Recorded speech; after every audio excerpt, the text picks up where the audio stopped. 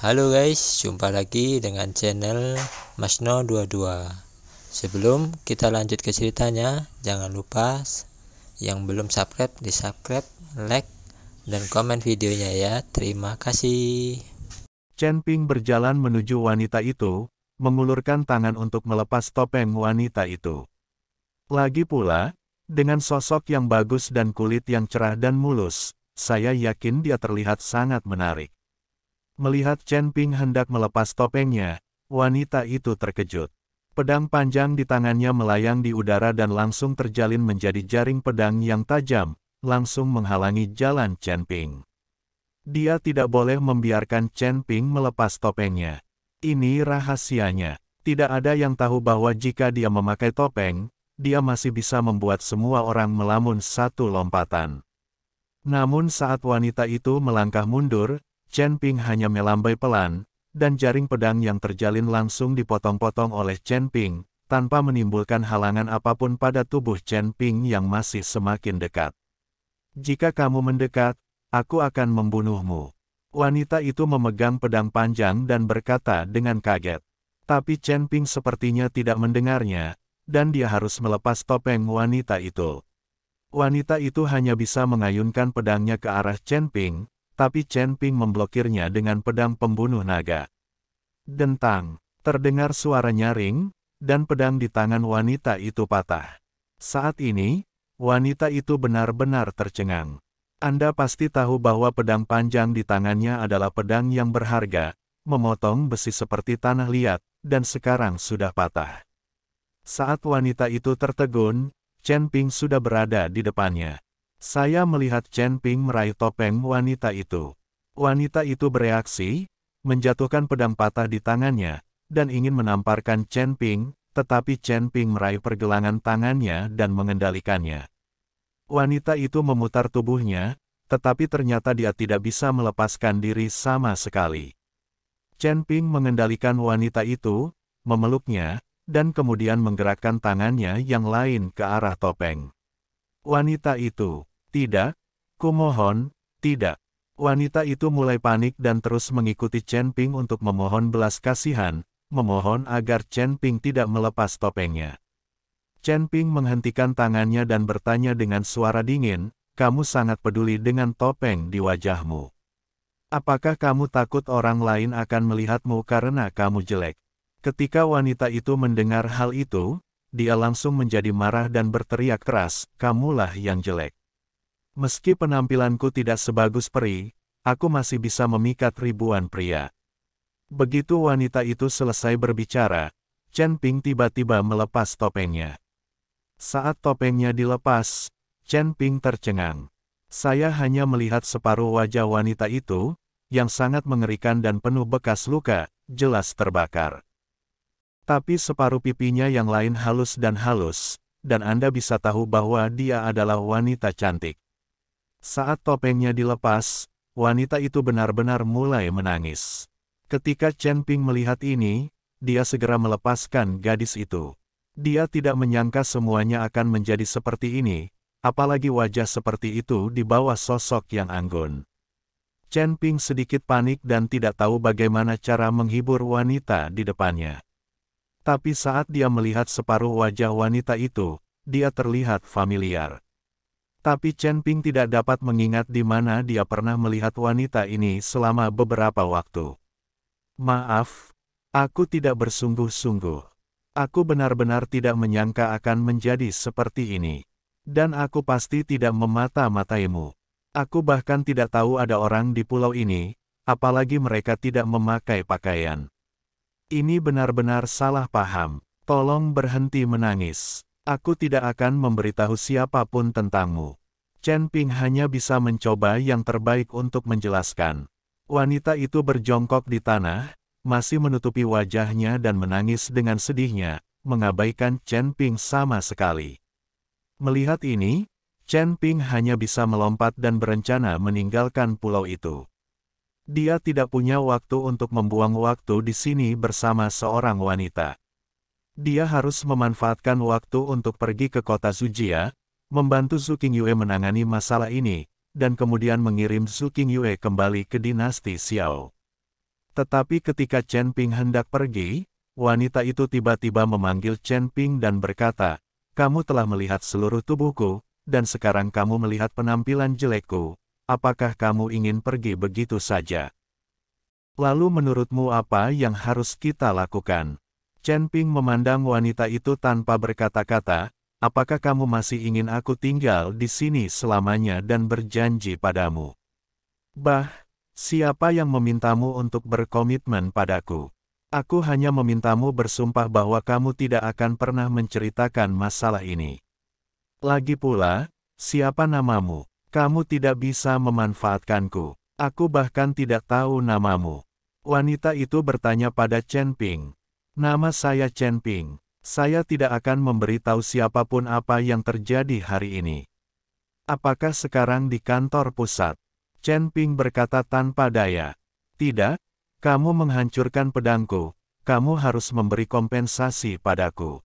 Wanita itu menggelengkan kepalanya dan berkata, "Bagaimana aku bisa memberikan kompensasi padamu? Selain itu, kamu mengambil inisiatif untuk menyerangku dan hampir membunuhku.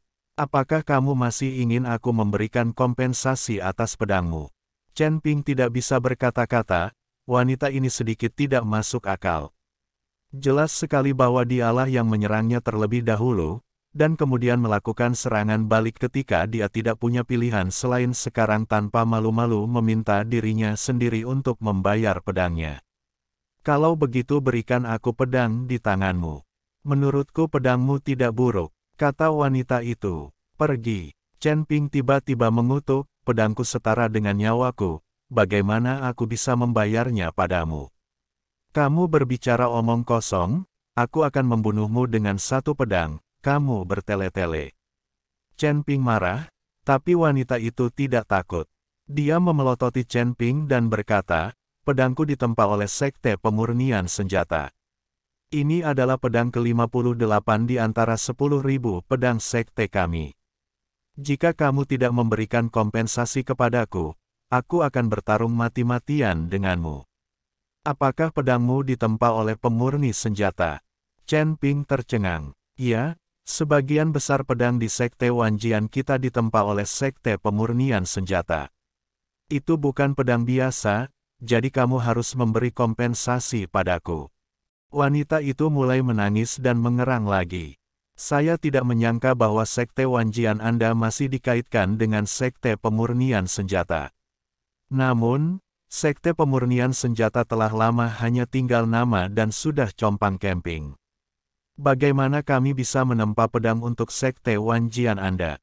Chen Ping tahu bahwa pemimpin Sekte Pemurnian Senjata ditangkap oleh Sekte Huofen, dan Sekte Pemurnian Senjata juga dihancurkan. "Bagaimana kamu mengetahui hal ini?" Wanita itu tertegun sejenak, lalu berkata, "Sekte Pemurnian Senjata memang dihancurkan oleh Sekte Huofen lebih dari 10 tahun yang lalu, dan pemimpin Sekte Pemurnian Senjata serta banyak tetua ditangkap. Ini juga membuat Wanjian kami Sekte tidak memiliki siapapun selama lebih dari 10 tahun. Memperbarui pedang. Namun, beberapa waktu yang lalu, banyak tetua dari Sekte Pemurnian Senjata tiba-tiba kembali ke Sekte Pemurnian Senjata dan mulai merekrut murid lagi. Meskipun Sekte Pemurnian Senjata saat ini ukurannya jauh lebih kecil, namun mereka hidup kembali." Mendengarkan kata-kata wanita itu, Chen Ping tiba-tiba teringat bahwa ketika dia datang ke alam surgawi dan manusia, dia menyelamatkan para tetua dari Sekte Pemurnian Senjata di penjara bawah tanah Sekte Hati Iblis. Selain itu, Master Hammer juga mengatakan pada saat itu bahwa dia akan merevitalisasi Sekte Pemurnian Senjata. Sekarang nampaknya Sekte Pemurnian Senjata telah direvitalisasi. Sejujurnya, saya sebenarnya adalah dermawan dari Sekte Pemurnian Senjata. Saya sangat diperlukan untuk revitalisasi Sekte Pemurnian Senjata. Chen Ping berkata pada wanita itu.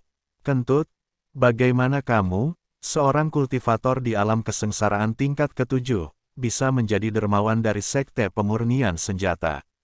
Bahkan jika kamu memiliki kekuatan, kamu hanyalah seekor semut di depan sekte besar seperti senjata." "Sekte Pemurnian, jangan berpikir begitu. Aku bisa melepaskanmu. Jika kamu tidak memberikan pedangku hari ini, aku tidak akan selesai denganmu. Wanita itu sama sekali tidak percaya dengan apa yang dikatakan Chen Ping. Tidak masalah jika kamu tidak mempercayainya, tapi izinkan aku memberitahumu, pedang pembunuh naga di tanganku adalah pedang Zonzong dari Sekte Pemurnian Senjata, dan pedang pembunuh naga ini telah diperbaiki oleh Jian Lao. Chen Ping mengayunkan pedang pembunuh naga di tangannya dan berkata, ketika wanita itu mendengar ini, dia menatap pedang pembunuh naga di tangan Chen Ping, dan kemudian mencibir. Siapa yang kamu bodohi? Bagaimana aku bisa memberimu pedang Zonzong dari Sekte Pemurnian Senjata, apalagi kamu ahli pedang apa dibicarakan? Aku belum pernah mendengarnya sama sekali. Chen Ping melihat bahwa wanita ini sedikit tidak masuk akal, jadi dia berhenti berbicara omong kosong dengannya dan melompat meninggalkan pulau. Tidak mungkin dia memberikan pedang pembunuh naganya kepada wanita ini. Jangan pergi. Wanita itu juga melompat dan berencana mengejar Chen Ping. Tapi begitu wanita itu melompat, kulitnya tiba-tiba berubah sedikit, dan kemudian dia melihat ke dalam kehampaan di belakangnya, dengan sedikit kepanikan di matanya. Kemudian wanita itu mendarat kembali di pulau itu, buru-buru mengeluarkan pil dan menelannya. Chen Ping sedikit bingung, apa yang terjadi dengan wanita ini, kenapa dia tidak mengejarnya. Tepat ketika Chen Ping masih bertanya-tanya, tiba-tiba, beberapa napas datang dengan cepat dari kejauhan. Su Qingxiu, aku akan melihat kemana kamu melarikan diri kali ini. Kalian, ternyata kamu bersembunyi di pulau terpencil ini. Pantas saja aku tidak bisa menemukanmu sekian lama. Serahkan buku rahasia Sekte Wanjianmu, dan kami dapat mempertimbangkan untuk melepaskanmu. Suara mendesing. Di kejauhan, beberapa sosok bergegas mendekat. Orang-orang ini tidak lemah dalam kekuatan. Total ada 5 dari mereka, 1 berada di alam Mahayana tingkat pertama dan 4 sisanya juga berada di alam kesengsaraan tingkat 9. Kelima orang ini berteriak ketika mereka bergegas ke arah ini. Wajah wanita itu penuh kepanikan, dan dia menatap tajam ke arah Chen Ping, ini semua salahmu. Jika aku tidak bertengkar denganmu dan memperlihatkan nafasku, bagaimana mereka bisa menemukanku? Setelah wanita itu menatap Chen Ping dengan kesal, dia terbang dan berencana untuk melarikan diri. Chen Ping juga terdiam beberapa saat. Jelas wanita itulah yang melakukan tindakan pertama, tapi sekarang ini salahnya. Lagi, apa nama benda ini? Wanita tidak masuk akal. Ketika kelima pria itu melihat wanita itu hendak melarikan diri, mereka bergegas mengejar dan melewati Chen Ping. Namun, mereka berpura-pura tidak melihat apa-apa dan mengabaikan Chen Ping. Para biksu muda yang berada di alam kesengsaraan tingkat ke-7 benar-benar dapat diabaikan. Tepat setelah kelima orang itu melewati Chen Ping melihat ke belakang beberapa orang dan sedikit mengernyit. Karena dia dengan jelas merasakan aura kultivator iblis dari 5 orang ini. Kelima orang ini mampu secara terbuka mengekspos aura budidaya iblis mereka, dan sepertinya mereka tidak takut sama sekali. Su Qing kultivasi. Tiba-tiba, Chen Ping sepertinya teringat sesuatu. Dia teringat seseorang baru saja memanggil wanita ini Su Qingxiu. Jadi apa hubungan Su Qingyue dari kota Zujia yang datang bersamanya?